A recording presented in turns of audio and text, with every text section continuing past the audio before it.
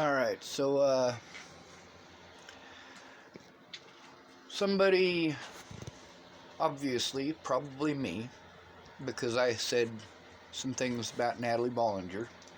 Somebody got onto Natalie's page, and right now there's a bunch of people from Hardin, Wyoming, who are getting onto Natalie's page and taking a look at it. This guy's creepy, and so on and so forth. Well, to put your mind at ease, I'm in Chappell, Nebraska. I am hundreds of miles away, and I have no vehicle.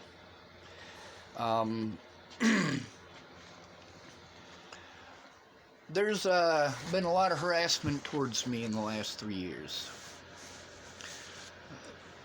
More recently, I had somebody who called me like 20 times in one night from a restricted number. And then when I answered, they were just heavy breathing. Now, until people realized that I was recording, there were threats. I'll do this and I'll do that. Well, now it's people doing what Jamie did, which is I got a phone call from Jamie's number, and it was a prank caller. So, what did I do? I recorded it. See, that's the reason I started recording these things to begin with, is because of all the threats. There's my alarm. Something that I'm doing right now is, I was put on a YouTube ban because somebody didn't like a video that I was making where I was protesting, and they reported it. And it's under review now, which is probably why I'm still able to post videos. I tried before, and, of course, it's not going to let me because it puts you on a probationary period of 2 weeks. The thing is, because of Natalie's case, before Natalie died, police wouldn't take a police report from me. Not here, not in Colorado, nowhere.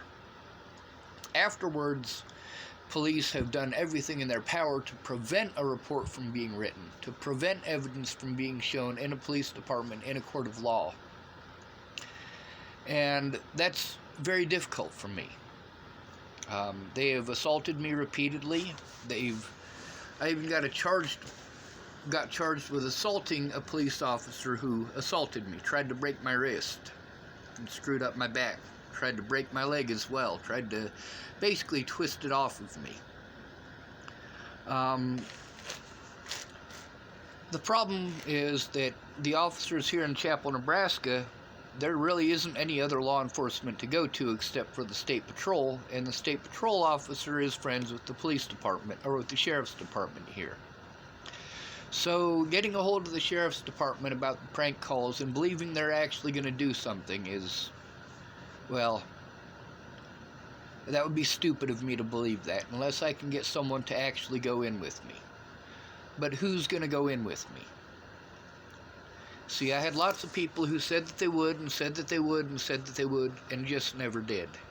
Derek Jepson is one of them who said that he would make a report, and he's currently angry with me right now over a woman who is claiming that his his cousin was a woman beater. Well, I know his cousin, and I know the woman who accused him of it, and I have, of course, Amanda Payne is the one who told me about it, and I have the ability to get on and find that thing. But the thing is, because of what happened to me, and because of what happened to Natalie, I can't go to the police. But what I can do is make people aware, not just of the fact that these things are happening to me, but also of missing people. Right now I have a friend of mine who, well, she is still my friend. She still talks to me. And although earlier in the year we had a 48-hour protection order, isn't that funny? 48 hours I couldn't talk to her. That's just stupid. But,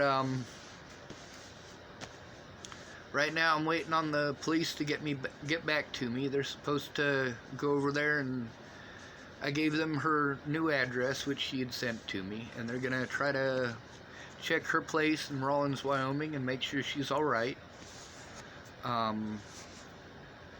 The thing is, she was going to go get my computer, the computer that I have that's full of a lot of evidence that I would like to show.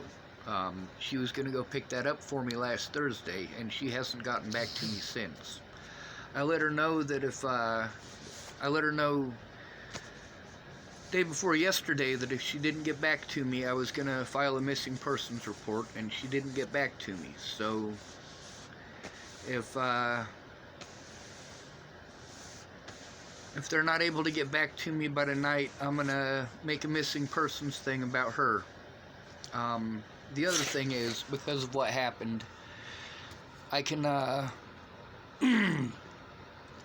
use my notoriety, the hatred towards me, for trying to help find people who are missing. When Alicia went missing twice, I posted it up to help try to find her. I'm waiting on word from a young woman named Casey. Her uncle has been in contact with me. His name is Ben. And I know Casey. I knew her when she was... Well, I knew her when she was still in her mom's belly. That's how long I've known her.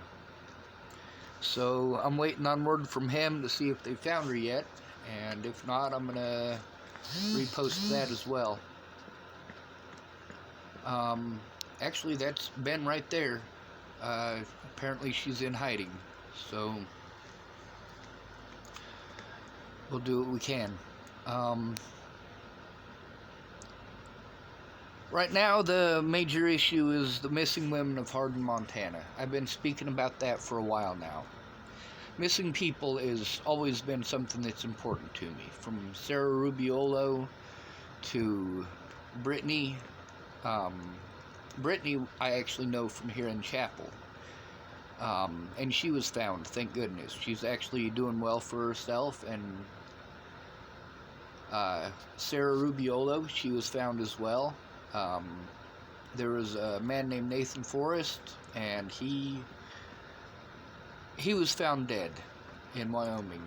But Laura Nelson here in Chappell, she's related to him, and that's how I found out about him missing. That was around the same time that Sarah went missing.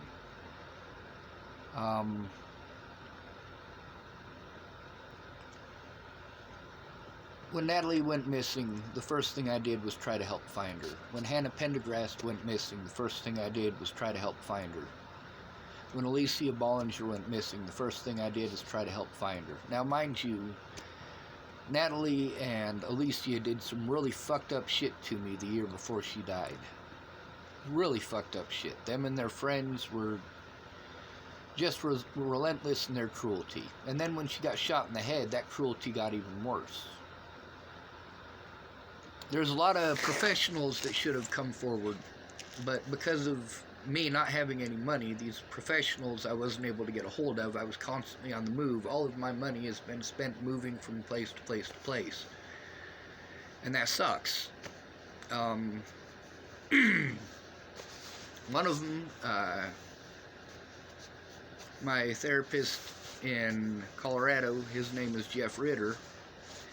He was supposed to be helping me find a lawyer, and that was because of the situation with Natalie. And he should have come forward about that. Now then there's people like Jen Beebe at Region 1. There's a lot of stuff that she needs to come forward about. Now I talked to her while I was in jail in Scotts Bluff, just before Christmas, and she said that she's willing to file a report and write down what it is the police officers said to her, because the police officers told her that I tried to suicide by cop and reached for one of their firearms. With all due respect, I wouldn't bother reaching for a firearm. First thing I would do is go for his eyes, and then maybe reach for his firearm. Except for the fact that I am against using firearms.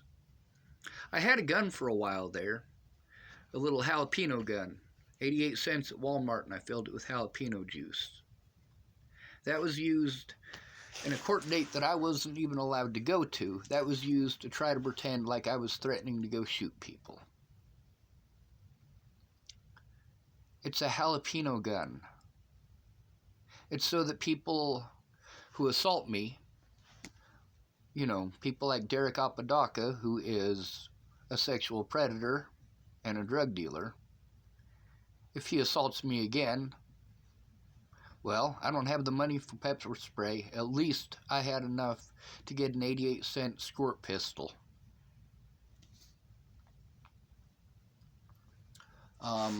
With all of the missing people in Hardin, Montana, I mean, right now we're talking about Selena Not Afraid, but she's not the only person missing from that area. There are a lot of people from that area who are still missing. And if the hatred towards me gets the word out, gets people paying attention, gets people to actually care, then fine, hate me all you want. As long as you're paying attention, as long as you are listening. Now get out there and find these people.